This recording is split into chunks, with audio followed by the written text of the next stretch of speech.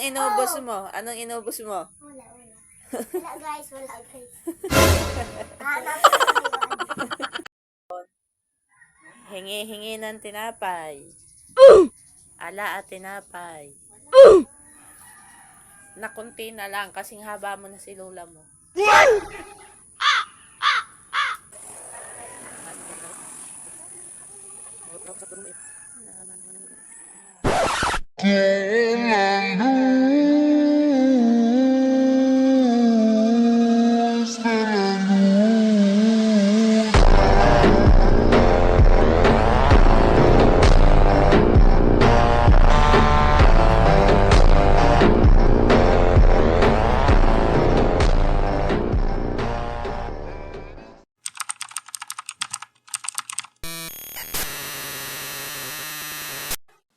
Hello mga kaprobinsyana! So muli nagbabalik tayo sa ating pagbablog.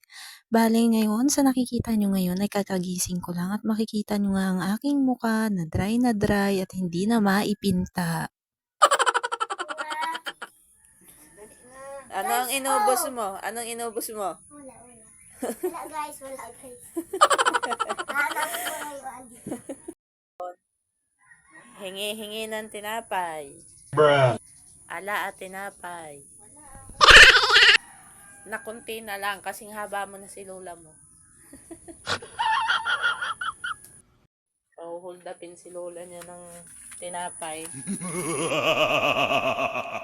Sa tagal ko nga po uling hindi nakapag-vlog ay ngayon po uli masasaksihan nyo mga ginagawa ko sa araw-araw at madalas na hindi ginagawa sa araw-araw. So, ito na nga, while recording, dumali ng ulan dito sa amin. Pagpasensyahan nyo na kung hindi nyo masyado marinig ang boses ko. So, mapapansin nyo dito, magtututbrush ako na usually hindi ko po yan ginagawa tuwing umaga. Ang ginagawa ko lang po kasi talaga sa umaga ay magmumog. So, nakakapag-toothbrush po ako niyan ay pagkatapos na kumain. Ito na nga, kung naririnig nyo yung ulan, mapapansin nyo, malakas ang ulan. Wala na akong magagawa dyan. So, ayan. Nakita nyo dyan. Kinuha ko na yung panghilamos ko. So, alam nyo kung bakit ko siya hinugasan? Kasi nga, nagkakaroon na siya ng alikabok sa dalang kong gamitin ng panghilamos na to. So, ngayon, gagamitin ko siya at kailangan ko na rin talaga mag-skincare kasi meron akong lalaban ng pageant na gaganapin dito sa paaralan ng aking anak. So, kung mapapansin nyo nga, ang sarap ng upo dito ng anak ko. Tinanong ko siya kung ano ang ginagawa niya. Mapapansin nyo rin na biglang nawala yung ilaw kasi palubat na dito yung cellphone ko. Bali, nagdo-drawing pala siya dito ng pusa. Itong pusa namin na si Oreo. Sabi ko, bakit babae yung drawing ng pusa? Eh, lalaki yung pusa namin. So, kung mapapansin nyo po dito, naglalagay po talaga ako ng lip therapy sa labi. Kaya po may kulay na ganyan na labi ko. Dahil po ang labi ko ay madalas nagda-dry at nagsusugat. So ito nga po, lumabas ako at makikita nyo dito. Merong nakabilad si Biana na gabi. Gugulayin niya po yan. So ito na nga po, nakikita ko na si Haring Araw. So sabi ko, ilalabas ko yung ilang damit para naman matuyo-tuyo na. Dahil ang dami kong nilabhan, ay talaga pong ang sampayan ay siksika na. Pag walang trabaho si Mister, nakakatulong ko siya sa paglalaba kahit siya na ang nagbabanlaw at nagsasampay habang ako naman ang naglalagay sa washing ng mga dapat labhan.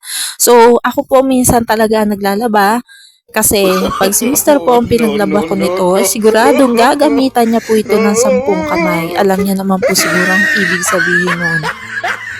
Sa tagal nga po bago uli ako nakapag-vlog, maraming nanghihinayang sa aking mga dating vlog dahil nga po nagkakaroon na to ng ads at monetization. So, kinailangan po kasi namin magtrabaho para sa aming anak ni Mister. So, habang nagtatrabaho po kami noon, ang aming anak po ay naandito noon kay Bianan at siya ang nag-aalaga pansamantala sa aming anak.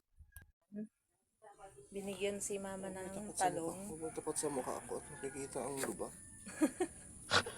Nakita niyo ba? Akala niya katapat sa kanya. So, ayan. Talong. Bigay ni Tiya ni kapatid ni Biana. So, piprito daw ni Mister. Bulok. May ano. Maliit lang naman. So, yan ang kagandaan ng may mga tanim. Yung kay mama, na agad eh. Nauubos kagad. Bago pa lang nabunga. May mga bulok Kahit na pala baby to. pa. Ay ka naman. Ay. Ay. Diba? Ka naman parang addict lang. Hi. Kung kami pinapatama mo, Kuya Buddy, eh. Di natutuwa ako sa'yo, Kuya Buddy. Tama na nga. Wala pang taya. Wala nga panaya. Kasayang baga. Kung araw-araw, panaya ay sauce. Mga 100 lagi araw-araw ang taya. Malaki-laki. Tapos sahod piso.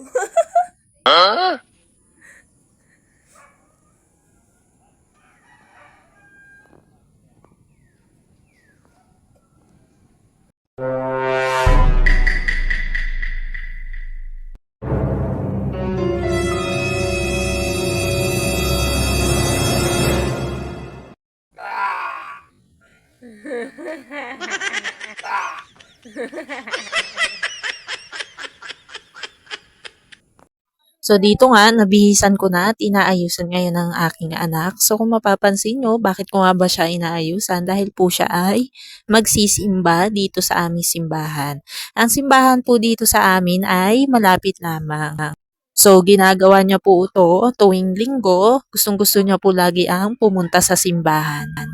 So matapos ko nga ayusan ang anak ko, pumunta na ako sa kusina para tapusin ang mga ginagawa ko dito. So, hindi ko muna tinapos yung hugasin ko dito dahil nga nagbihis ang anak ko papuntang simbahan. So, makikita nyo nga dyan, naghugas ako ng pinagkainan. Bali, ang ginawa nga pala ni Mr. kanina sa ulam namin ay pinirito niya. Kung mapapansin nyo po, minsan kapos po ako magsalita o hirap magsalita dahil po yun sa kondisyon ko sa aking puso na siyang nagiging dahilan kung bakit kinakapos o minsan nabubulol po ako. So, pagpasensyahan nyo na po yan. So, by the way, malapit na pong matapos ang ating video. So, mag-subscribe at follow po kayo. Yun lamang. Salamat!